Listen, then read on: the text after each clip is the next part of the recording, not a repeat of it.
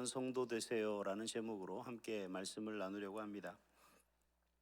우리에게 있어서 구원은 이미 시작되었죠. 그러나 아직 완성되지 않은 것이 이제 구원입니다. 그렇기 때문에 우리는 이 세상을 살아가면서 구원이라는 그 간절한 소망을 기대하며 살아가는 것이 저와 여러분의 어떤 삶의 목표이기도 합니다. 근데 오늘 본문의 말씀은 우리에게 간략하게 세 가지로 이야기하고 있습니다. 먼저 35절에 보니까 뭐라고 말씀하십니까? 허리에 띠를 띠고 등불을 켜고 서 있으라 라고 그렇게 이야기를 하죠. 아마 구원을 기다리는 성도의 모습이 아닌가 그렇게 생각할 수가 있습니다. 또 한 가지는 42절에 이렇게 말씀하십니다. 지혜 있고 진실한 청지기가 되라 라고 그렇게 말씀을 하시는 것을 볼 수가 있습니다. 또 마지막에는 우리에게 주인의 47절에 주인의 뜻을 알고도 준비하지 않고 그 뜻대로 행하지 않으면 안 된다라는 주제로 말씀을 하고 있는 것을 볼 수가 있습니다. 결국 우리가 구원을 기다리는 자들에게 어떤 모습으로 기대하며 준비해야 되는가를 말씀하고 있는 것 같습니다. 이 누가복음을 통해서 그 당시 사람들에게 이야기됐던 그 구원의 놀라운 은혜들, 그리고 기대하며 기다리는 그 구원이라는 놀라운 주제들이 오늘 이 땅을 살아가는 저와 여러분에게도 동일하게 적용되어야 되는 것 같습니다. 아직 우리에게는 구원이라는 것이 완성되지 않았고, 역시 예수님께서 이 땅에 오실 그날을 기대하며 기다리는 저와 여러분에게 과연 필요한 것이 무엇일까 하는 부분에 대해서 오늘 본문을 통해 간략하게 세 가지로 함께 말씀을 나누고자 합니다. 누구나 마찬가지겠지만 늘 우리에게 필요한 것은 항상 우리에게 이야기하기 마련이고, 항상 그 이야기는 우리의 가운데 떠돌게 마련입니다. 그러다 보니 어느 순간인가 그런 것에 대해서 너무 지나치게 듣는다라고 이야기를 하면 그러한 것들이 잔소리가 되고, 또 그러한 것들이 괜한 소리가 되고, 그러한 것이 새 것이 아니다라는 것에 대해서 배척되는 경우가 많습니다. 저는 이단과 올바른 신앙과의 관계 속에서 우리가 이렇게 살아가다 보면 간혹 흔들릴 때가 있습니다. 그 흔들리는 것이 뭐냐 그러면 새롭지 않다라는 것에 흔들리는 겁니다. 이단에 빠진 사람들이 이단에 대해서 이야기할 때 가장 먼저 이야기하는 게 다르다라는 겁니다. 뭐가 다르냐? 말씀이 다르다라는 겁니다. 여러분, 여기에 함정이 있다는 사실을 우리가 알아야 되는데, 우리는 그것을 마침 특별한 것으로 받아들인다는 겁니다. 여러분, 다르다는 것은 이미 본질에서 벗어나 있다라는 겁니다. 우리가 목사님 우리는 신학을 잘 몰라서 이단과 온전한 것과 구별하지 못해요 라고 이야기하고 있는 그 이면에는 뭐냐 그러면, 우리는 뭔가 특별한 것, 뭔가 다른 것을 우리가 듣고 바라고 원하고 있다라는 거죠. 사실 성경은 특별한 것이 아닙니다. 어떤 특별한 감추어진 비밀이 그 속에 있는 것인데 우리가 그것을 미처 못 발견하는 것, 이런 것으로 우리가 생각합니다. 그래서 만약에 어떤 부분들에 대해서 특별한 세상의 기존 교회에서 가르치지 않는 것을 여기서 가르칩니다 라고 하는 것에 대해서는 이름이 다르다라는 거죠. 그러니 그게 뭐예요? 이단이다라고 그렇게 이야기를 합니다. 여러분, 우리 어머님들이 어려서부터 그런 얘기를 하죠. 이 반찬 먹어라, 이걸 먹어야 된다, 이걸 이렇게 해라 저렇게 해라, 많은 이야기를 하면 그게 나중에는 좋은 소리라고 이해는 하지만 잔소리로 받아들일 수밖에 없습니다. 근데 간혹 누군가가 야 괜찮아 아무거 먹어도 돼 라고 이야기하는 순간 어떻게 됩니까? 그 어머니의 이야기는 이미 이제 엄마는 우리 생각을 전혀 안 한다라는 거죠. 정말 누구보다도 우리를 위해서 고생하시고 하는 부모님에 대한 어떤 생각과 헌신에 대해서는 이미 제껴두고 자신을 위해 준다라고 하는 그 말 한마디에 그 사랑과 헌신은 이미 헌신짝이 되어버린 그런 우리의 모습들을 종종 발견하지 않습니까? 이처럼 이 종말을 기다리는 저와 여러분에게 있어서 정말 오늘 본문의 말씀 속에서 우리에게 무엇을 말씀하는 특별한 것이 아니라 그 속에서 우리가 살아가면서 우리가 지켜내야 될 것이 무엇인가를 이야기하고 있는 겁니다. 그래서 하나님은 예수님을 통해서 이런 성도가 되어야 된다라는 것을 말씀하고 있는 겁니다. 오늘 역시 저는 여러분에게 간략하게 그 세 가지를 말씀드리려고 합니다. 여러분, 우리가 종말을 기다리고 종말을 대비하는 자로서 우리가 어떤 성도가 되어야 되느냐? 첫 번째는 뭐냐면 영적 등불을 켜야 된다라는 겁니다. 영적 등불을 켜라는 것은 다름 아니라 우리가 항상 말씀과 기도 가운데 우리 자신을 늘 밝히며 나아가야 된다라는 거죠. 세상의 빛이 되셔야 됩니다. 세상의 소금이 되어야 됩니다. 어두운 세상에 이 영적 등불을 켤 수 있는 삶이 되어야 됩니다. 여러분, 무엇으로 그렇게 할 수 있냐는 겁니다. 그렇게 할 수 있는 것은 오직 내가 말씀 붙들고 살아가는 것이고 내가 기도하며 살아가는 것밖에 없습니다. 그래서 성경에서는 뭐라고 하냐면 깨어 있으라는 말의 의미가 오늘날 저와 여러분에게 우리가 무엇을 잠 안 자고 늘 지키며 서 있는 것이 아닌 정말 하나님의 말씀과 기도로서 서가는 그런 모습인 거죠. 여러분, 이런 모습 속에서 대한민국이 아직까지 여전히 어려운 혼란과 혼돈 속에서도 온전히 지켜나가고 있는 것이 무엇인가? 저는 그렇게 생각합니다. 이 새벽 예배 때문이라고. 걱정하는 그 마음과 염려하는 그 마음이 이 매일 새벽을 열며 하나님 앞에 기도하며 말씀 붙들고 나아가기 때문에 하나님 이 나라가 우리 가정이 지켜지는 줄 믿습니다. 그래서 우리는 이 영적 등불을 꺼서는 안 된다라는 거죠. 이게 바로 진정한 깨어 있음이라는 겁니다. 그래서 왜 새벽 예배 나와서 예배하고 기도하는 사람들에게 많은 사람들이 칭송을 하느냐? 항상 그 어려운 것을 해내기 때문에 그렇다는 거죠. 그 영 등불을 꺼뜨리지 않기 위해서 정말 이 새벽잠을 설치며 나와 기도하고 말씀 붙들고 나아갈 수 있는 그것이 우리 삶의 원동력이 되기를 원하는 바라는 마음 때문에 그렇지 않냐는 겁니다. 출애굽기 12장에서도 출애굽하는 이스라엘 백성들에게 6월절 담을 넘어야 될 이스라엘 백성들에게 가장 먼저 하신 말씀이 영적으로 깨어 있으라는 겁니다. 예수님 붙들고 하나님의 말씀 붙들고 하나님의 구원의 놀라운 역사를 기대하며 깨어 있는 삶을 이야기하고 있는 것이고요.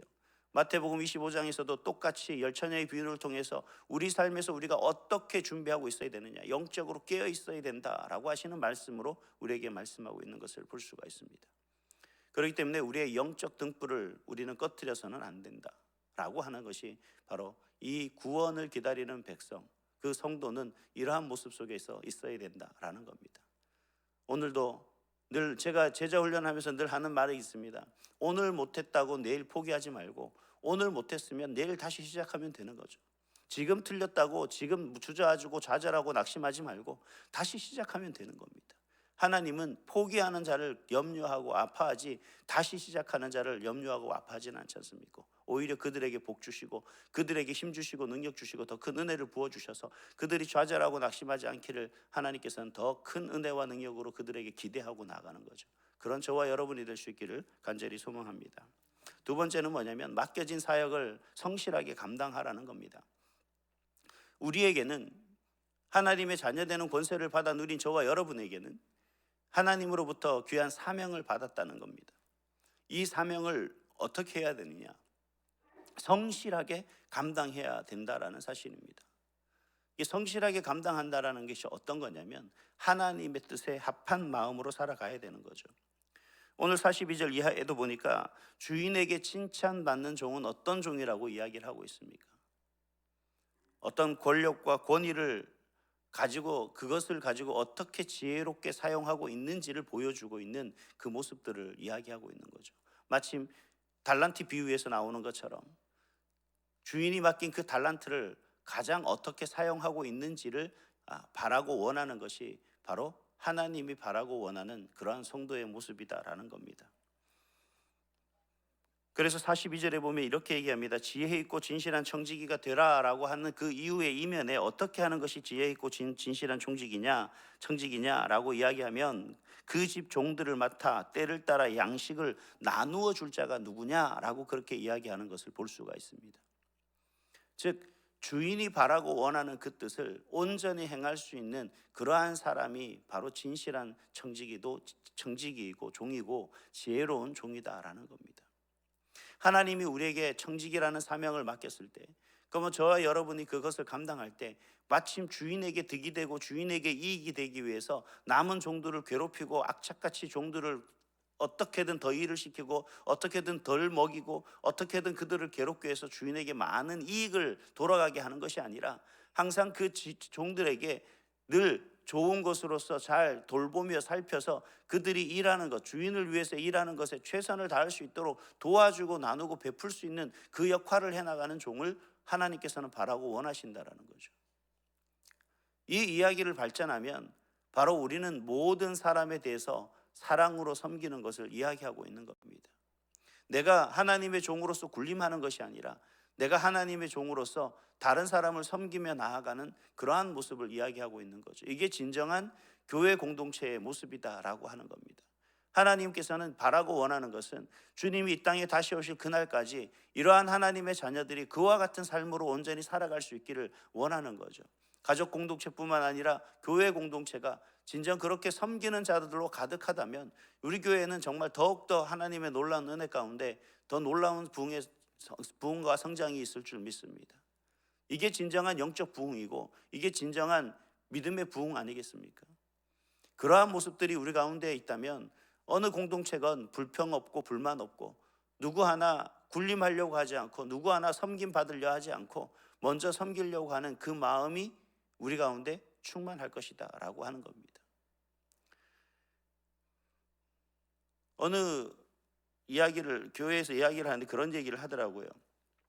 자랑을 하는 겁니다. 제 동기 목사님인데 교회가 한 시골 교회인데 한 20명 정도 되시는 분인데 성도 되는 분 교회인데 자기 교회에서 너무 잘 섬긴대요, 성도들이. 그래서 무엇을 잘 섬기냐 그러니까 이제 매주 토요일 정도 되면 이제 성도들이 와서 주일 예배를 위해서 한 20분들이 연세 드신 분들이 이제 시골 교회니까 평균 가장 어리신 분이 56세라고 그러더라고요. 그래서 와서 청소를 하시는데 자기들 걱정이래요. 그러니까 너무 잘 섬겨갖고 빗자루가 모자란다는 겁니다. 무슨 말인지는 제가 처음에 이해를 못했어요. 아니 빗자루 왜 없어? 내가 사서 보내줄까? 그럴 때는 하는 말이 그게 아니라 서로 빗자루를 들고 쓸겠다고 하다 보니 빗자루가 모자란다는 거예요. 저는 그 얘기를 처음에 그런 의미를 무슨 의미인지는 잘 모르겠는데 가만히 보니 그렇습니다. 여러분 우리가 뭐 청소를 한다고 하면 누구는 빗자루를 들겠고 누구는 막대걸레를 들겠고 누구는 손걸레를 들고 혹은 누구는 아무것도 들지 않고 있는 사람들이 있겠죠. 근데 가장 먼저 해야 될 일이 뭐겠습니까? 쓸어내는 것 아니겠습니까? 근데 서로 쓸겠다고 한다는 거예요. 자, 그런 마음으로 그런 말을 듣고 나니까 이렇게 이해가 되는 게 한편으로 그런 얘기였습니다. 우리가 섬기는 자들이 가득하면 정말 모든 것이 깨끗해질 수밖에 없구나. 섬기는 자들이 많아진다면 우리가 누구 하나 그것에 대해서 불평하거나 불만할 수밖에 없게 되겠구나라는 생각이 드는 겁니다. 그러면서 그런 생각이 들더라고요. 정말 하나님이 바라고 원하는 교회가 아닐까. 바라기는 정말 우리 모든 교회, 우리 온사랑 교회 성도들이 맡겨진 사역을 감당함에 있어 먼저 섬기는 자로서 성실히 감당하고 지혜 있는 그러한 신실한 하나님의 종들 다 되시기를 주님의 이름으로 축복합니다. 마지막으로 주님 앞에 섰을 때 책임 있는 삶을 살라는 것입니다. 45절 이하에 보니까 이 세상에서 정말 하나님이 바라고 원치 않는 종의 모습들이 나옵니다. 하나님의 사람의 모습이 나와요. 권력을 남용하고 또 방탕하게 생활하는 그러한 사람의 모습이죠. 종의 모습인 거죠. 주인의 뜻을 알고는 있어요. 하나님이 바라고 원하는 뜻이 나를 통해서 하나님이 이루시고자 하시는 뜻이 있다라는 건 알아요. 근데 문제는 뭐냐면 그것을 알면서도 행하지 않는 거죠. 그것을 알면서도 그냥 마음 한켠에 두고 내가 원하고 내가 바라는 삶으로 살아가는 그 모습을 이야기하고 있는 겁니다. 근데 무서운 말씀을 우리 가운데 하시는데 48절 말씀에 그렇게 말씀하고 있습니다. 뭐냐면 무릇 많이 받은 자에게는 많이 요구할 것이요 많이 맡은 자에게는 많이 달려 할 것이다 라고 그렇게 이야기하고 있는 것을 볼 수가 있습니다. 여러분 참 이 이야기는 우리가 그런 거 있지 않습니까? 많이 알기 때문에 많이 뭔가를 얻겠고 또 많이 알기 때문에 뭔가를 우리가 어려운 가운데서도 피할 수 있는 길을 찾을 수 있을 것이다 라고 이야기를 하더라고요. 제가 어렸을 때 저는 법이라는 게 뭔지 잘 몰랐습니다. 근데 제 친구 하나가 그런 얘기를 하는 거예요. 사람은 상식적으로라도 법을 배워야 된다. 이게 뭔 얘기인지 제가 이해를 잘 못하지만 근데 살다 보니까 그런 게 있습니다. 여러분도 법을 다 배웠을 거예요. 어렸을 때부터 여기 면허증만 따게 돼도 도로교통법이라는 걸 배우지 않습니까? 이게 법을 알아야만 법을 지킬 수가 있는 것이고 법을 알아야만 우리가 어떤 법을 지켜나가야 되는지를 알게 되는 거죠. 근데 중요한 건 내가 법을 많이 알면 알수록 우리가 잘못했을 때 우리는 뭘 생각하게 됩니까? 내가 잘못했구나. 내가 법을 위반했구나 라는 것을 알게 되는 거죠. 근데 우리는 단순하게 그냥 경찰에게 안 걸렸으니까 단속되지 않았으니까 벌금을 안 내니까 뭐 별점을 안 먹으니까 괜찮아 라고 하는 생각을 할 수가 있습니다. 근데 하나님 앞에서는 그게 아니라는 거죠. 많이 아는 자에게는 그만큼 책임이 따른다는 겁니다. 그래서 직분에 따라서 책임이 부여되는 건데, 이 직분이 높다고 해서 꼭 부여되는 것이 아니라 하나님의 자녀되는 그 권세를 받음으로 말미암아 그때부터는 우리에게 뭐가 있는 거예요? 우리가 감당해야 될 책임이라는 게 있고, 내가 맡은 그런 모든 사역과 사명들이 우리가 감당해야 될 그 책임이라는 거예요. 여러분, 우리가 하나님의 말씀 속에서 내가 예배 드려야 되는 사실을 안다는 것이 바로 예배에 대한 책임이고, 내가 기도해야 된다는 사실을 아는 것부터 우리는 기도해야 될 책임을 가지고 있는 것이고, 내가 하나님의 말씀을 배워야 된다는 사실을 아는 순간부터 우리는 하나님의 말씀을 열심히 배우고 그 말씀의 뜻에 따라 순종하며 나갈 수 있는 그 삶이 되어야 된다는 것을 우리는 알고 있다는 겁니다. 그래서 하나님이 그러시는 거예요. 그 모든 것을 지켜 행하려고 최선을 다하는 종이야말로 하나님이 바라시고 원하는 그런 종의 모습이다. 여러분, 우리가 이 세상에서 세상 사람들과 그리고 우리가 함께 신앙생활하는 모든 성도들 가운데 본을 보일 수 있는 방법은 뭡니까? 그렇게 살아가려고 우리가 최선을 다하는 그 모습인 거죠. 어떻게 이 세상이 완벽하고 완전할 수가 있습니까? 완벽하고 완전할 수는 없지만 그 완전한 그 주님을 쫓아가려고 하는 최선의 모습은 보일 수가 있는 거죠. 제가 처음에 군에 가서 6주간 기초 훈련을 받지 않습니까? 기초 훈련을 받는데 해군에는 그런 게 있습니다. 제가 해군 출신인데 벌점이라는 게 있고 가산점이라는 게 있습니다. 예를 들어서 뭔가를 조교가 해서 지적을 당하면 조교가 마이너스 5점이면 빼기 5점, 마이너스 5점이 되는 거예요. 그 사람 벌점을 마이너스 5점을 받는 거예요. 근데 이게 누적되면 나중에 수료할 때 하루 늦게 나갈 수도 있습니다. 외박을 2박 3일 보통 주는데 2박 3일 중에 하루를 그냥 거기서 있어 훈련소에서 다시 하룻밤을 더 자고 나가야 돼요. 그런 부분이 있는데, 또 뭔가를 열심히 하려고 최선을 다하려고 아둥바둥 하면은 조교가 부릅니다. 그래서 그 사람 밑에 플러스 10점이라고 그렇게 얘기를 하거든요. 제가 정말 많이 받은 적이 플러스 100점인데 아무도 그걸 인정해 주지 않고 다시 10점으로 고치는 그런 부분들이 있었는데, 제가 왜 그랬었냐면 그 아무도 하지 않으려고 하는 그 순간에 저는 해보고 싶은 거예요. 저희 훈련소에 가면 이제 그 11m 다이빙 대가 있습니다. 거기서 이제 뛰어내리는 훈련을 합니다. 근데 거기 해볼 사람 그러는데 저는 아무도 손을 안 드는 건데 저는 해보고 싶은 거예요. 그게 제가 손을 들었습니다. 그 손을 든 것만으로 저는 플러스 11점을 받았습니다. 100점을 받은 거죠. 그래서 수영할 줄 아냐? 못한다. 그랬더니만 용기는 가상하니 너는 10점만 받아라. 그리고 제가 할 수 있다, 한번 해보고 싶다. 그래서 제가 라이프 자켓을 입고 거기서 뛰어내렸던 적이 있습니다. 여러분, 우리가 하나님에선 저는 그런 생각이 돼요. 우리에게 부족하고 연약한 부분들은 저나 여러분이나 누구에게나 다 있다고 생각해요. 하나님이 나에게 맡기신 걸 내가 어떻게 완벽하게 감당할 수가 있겠습니까? 사실 최선을 다한다고 하지만 때로는 오히려 그 최선이 상대방에게 아픔을 주기도 하고 상처를 주기도 합니다. 그렇다고 그 부분을 우리가 덮고 그냥 이제 나는 상처 안 줄래, 그럼 아무것도 안 할래 라고 한다면 그것만큼 어리석은 모습은 없다라는 거죠. 여러분, 우리는 부족하기 때문에 우리가 최선을 다한다고 하지만 다른 사람에게 시련이 될 수 있고 다른 사람에게 아픔이 될 수 있고 다른 사람을 찌르는 가시가 될 수 있습니다만, 그러나 그러한 것을 통해서 우리가 성장하게 되는 거고요, 그런 것을 통해서 우리의 삶을 우리가 좀 더 잘 감당해 나갈 수가 있는 겁니다. 그랬다면 사과하면 되잖아요. 그랬다면 안아주면 되지 않습니까? 용서를 구하면 되지 않습니까?